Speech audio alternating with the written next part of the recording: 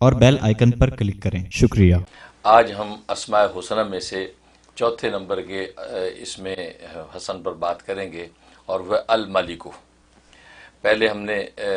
اس میں ذات اللہ پر بات کی تھی، اس کے بعد الرحمن پر گفتگو ہوئی، پھر الرحیم پر ہوئی، اور آج الملک۔ الملک یہ اللہ تبارک و تعالیٰ کے ناموں میں سے ایک نام ہے، اور بڑا خوبصورت نام ہے۔ اور الملک معنی ہوتا ہے بادشاہ، یعنی مطلق بادشاہ، مطلق بادشاہت اللہ تبارک و تعالیٰ کو سجتی ہے۔ اور الملک جو ہے یہ قرآن کریم میں 5 جگہ آیا ہے۔ اچھا، جیسے قل اعوذ برب الناس، ملک الناس، فتعال اللہ الملک الحق المبین۔ تو یہ ملک 5 جگہ جو ہے قرآن کریم میں آیا ہے، اور یہ بڑا عجیب و غریب نام ہے، اس میں بڑی طاقت اور بہت زیادہ دولت ہے۔ اگر کوئی طاقت اور دولت چاہتا ہے تو اس نام کا ورد کرے۔ چنانچہ یہ ہے کہ اگر کوئی چاہتا ہے کہ وہ دولت مند بن جائے، مالدار بنے، تو الملک جو ہے اس کا ورد کرے طلوع شمس کے زوال شمس کے وقت۔ زوال شمس کے وقت جو ہے یہ 120 مرتبہ اس کا ورد کرے۔ جس وقت زوال کا ٹائم ہو رہا ہوتا ہے اس وقت یہ 120 مرتبہ اس کا جو کرے، اور اول آخر جو ہے وہ 11 مرتبہ جو ہے درود شریف کے ساتھ۔ تو یہ انشاءاللہ، اور یہ 90 دن کی نیت سے شروع کر لے، بہت زبردست کے فوائد ہے کہ انسان کو اللہ تبارک و تعالیٰ مالدار بنا دیتے ہیں۔ اور دوسرا اس کے اندر جو ہے نفس کو قابو کرنے کی بڑی طاقت ہے۔ اگر انسان کا نفس جو بے روی کا شکار ہے، یا کسی بچے کا، بچی کا، یا کسی بھی فیملی کا فرد، یا ہسبینڈ ہے، بیوی ہے، نفس بے روی کا شکار ہے، لہذا شہوات کے اندر، ناجائز خواہشات کے اندر پڑا رہتا ہے، یا خود آدمی سوچتا ہے کہ یار میرا نفس جو بڑا بے قابو رہتا ہے، خواہشات اور نفسانی شہوات کے اندر پڑتا ہے، اس کو کیسے قابو کروں، اس کے لیے اس میں بڑی زبردست تاثیر ہے کہ یہ جو ہے الملک کو جو ہے یا ملکو کے نام سے جو ہے یا ملکو کا ورد کریں 313 مرتبہ۔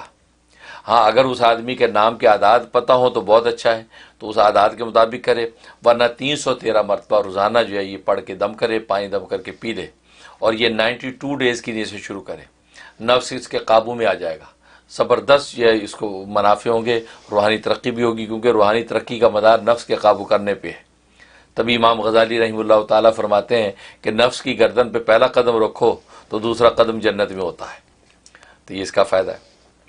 اور تیسرا جو ہے اس کے اندر جو ہے کوئی حاجت آپ کی پوری کرنا چاہتے ہیں، کوئی دلی مراد ہے جو آپ چاہتے ہیں پوری ہو جائے، تو اس کی میں 1 دن کے لیے پڑھنا کافی ہے، اور وہ طلوع شمس کے وقت، جس وقت سورج طلوع ہو رہا ہے اس وقت آپ بیٹھ جائیں، اول آخر 11 مرتبہ درود شریف، اور درمیان میں یہ 3000 مرتبہ پڑھنا ہے، یا ملکو یا ملکو یا ملکو کر کے جو حاجت اللہ کے سامنے رکھ دیں وہ مراد اسی دن پوری ہو جانی۔ یعنی 1 دن پڑھنا کافی ہے، لیکن اگر بالفرض ہماری قلبی قساوت کی وجہ سے وہ اس نام کا اجلال نہیں ہوا، ٹائم لگا، تو 11 دن میں تو کوئی ایسی بات ہی نہیں کہ آپ کی حاجت پوری نہ ہو۔ اور ظاہر ہے کہ آج شب و روز ہماری حاجتیں، مشکلات، دلی مرادیں، من پسند شادی ہو جائے، کاروبار کھل جائے، ترقی ہو جائے، کیا کچھ انسان نہیں چاہتا، تو 3000 مرتبہ جو ہے 11 دن کے اندر یقیناً کام ہوگا۔ یہ کا فائدہ۔ اور ایک فائدہ یہ کہ اگر بادشاہ وقت ہے، اور بادشاہ وقت یہ چاہتا ہے کہ رعایا میری تابع دار رہے، مطیع رہے، فرما بردار رہے، اور جو احکامات جاری کروں اس کو مانے، اور کسی قسم کی مخالفت نہ کرے، خاص طور پہ جو اس کے مخالفین ہیں اور وہ بڑے سرکش قسم کے لوگ ہیں اور من مانیاں کرتے ہیں۔ آج کے زمانے میں آپ اپوزیشن کہہ سکتے ہیں، آپ کی اپوزیشن ہے مثلا، تو اس کو قابو میں رکھنے کے لیے تاکہ وہ مطیع فرما بردار رہے، اس کے لیے بادشاہ وقت کے لیے زبردست طاقت ہے اس میں۔ اس کا طریقہ یا تو بادشاہ وقت اپنے نام کے اعداد نکلوا لے کہ میرے نام کے اعداد کیا بنتے ہیں، اتنے اعداد بنا کے اتنی دفعہ پڑھے، ورنہ جو ہے 1111 مرتبہ، 1111 مرتبہ جو ہے یہ وہ اس کا ورد کرے روزانہ، اور کوئی ایک نماز کا وقت رکھ لے، اس نماز کے بعد بھی روزانہ ورد کرے، اور یہ 71 ڈیز کی نیت سے شروع کر لے، انشاءاللہ کوئی وجہ ہی نہیں ہے کہ ان کے مخالفین جو مطیع نہ ہو جائے۔ سبحان اس میں بڑی زبردست طاقت کو، الملک جو ہے وہ بادشاہ ہے، طاقت، تو یہ اس میں فائدہ ہوتا ہے۔ اور ایک یہ ہے کہ اگر انسان چاہتا ہے کہ محتاج نہ ہو، کسی کے آگے ہاتھ نہ پھیلانا پڑے، اللہ ہی کسی کی رحمت سے سب اس کے کام ہوتے رہیں، تو فجر کے بعد 120 مرتبہ روز پڑھتا رہے، فجر کے بعد روزانہ 120 مرتبہ پڑھتا رہے، تو کسی قسم کی اس کو محتاجی نہیں ہوگی، ہر طرح کا غنا اس کو نصیب ہوگا، اور ظاہری بات نہیں، اللہ تبارک و تعالی اس کو دوسروں کے سامنے ہاتھ پھیلانے سے روکیں گے اور اس کو جو نواز دیں گے۔ یہ اس کے فضائل فوائد ہیں۔ اور جہاں تک خواب میں تعبیر کا تعلق ہے، اگر جب بادشاہ وقت نے خواب میں دیکھا تو اس نام کو سنا یا لکھا ہوا دیکھا، اس کا مطلب اس کی بادشاہت کو اللہ دوام دیں گے، اس کی بادشاہت قائم رہے گی، دائم رہے گی، اور انشاءاللہ یہ پورے جو ہے وہ آب و تاب کے ساتھ اپنی بادشاہت کا وقت پورا کرے گا۔ اور اگر رعایا میں کسی نے دیکھا تو اس کا مطلب ہے کہ اس کو بادشاہ وقت کی اطاعت نصیب ہوگی، کیونکہ بادشاہ وقت کی اطاعت کرنا یہ بھی مستقل ایک عبادت و کار ثواب ہے، اجر کا باعث ہے، تو اس کو اطاعت نصیب ہوگی۔ اور یہ بھی اشارہ ہے کہ اگر اس کے اندر اہلیت ہے تو اللہ تبارک و تعالی اس کو کبھی نہ کبھی بادشاہت کے منصب پہ فائز کر دیں گے۔ اور تیسرا مطلب یہ ہے کہ اگر اسے کسی نے یہ نام لکھا ہوا دیکھا یا سنا تو مطلب ہے کہ اللہ تبارک و تعالی اس کو جو ہے مخلوق سے جو ہے مستغنی کر دیں گے، خالص اپنا محتاج بنا کے رکھیں گے، اور اللہ الصمد کی جو اللہ کی شان ہے اس کا پرتو اس کے اوپر رہے گا، اور یہ کسی کا محتاج نہیں ہوگا اور اللہ کا محتاج ہو کر زندگی گزارے گا۔ یہ اس کا حضرت آپ نے جو باتیں کی وہ ایک تو یہ جو مجھے پتہ لگا وہ یہ لگا کہ آپ نے عمران خان کے لیے فارمولہ بتا دیا بالکل صحیح آپ نے ہے، ٹرمپ بھی فائدہ اٹھا سکتا ہے، ٹرمپ بھی فائدہ اٹھا سکتا ہے۔ میرے ذہن میں ٹرمپ آیا تھا، لیکن اس کے بعد جو صحیح مسلمان وہ میرے ذہن میں آ گیا ایک دم۔ ٹرمپ کو تو پہلے اسلام قبول کرنا پڑے گا۔ تو عمران خان کے لیے آپ نے ایک فارمولہ بتا دیا جو کہ اگر اس کو کسی طریقے سے پہنچ جائے اور وہ کرے تو پاکستان کے حالات اچھے ہو سکتے ہیں۔ ہمارا تو تعلق وہاں سے اس لیے بات کرتے ہیں۔ دوسرے آپ نے پھر ایک ایسی چیز بتا دی لوگوں کے لیے کہ ان کی حاجات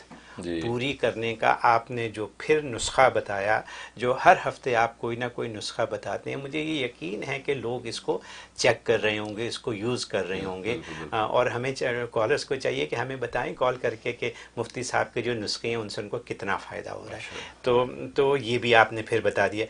آج آپ نے ایک اور بڑی کام کی بات کی،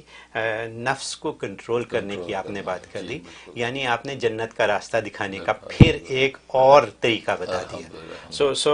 اور جو میں نے نوٹ کیا وہ آپ نے کہا طلوع شمس اور زوال شمس، ان دونوں کی آپ نے بات کی۔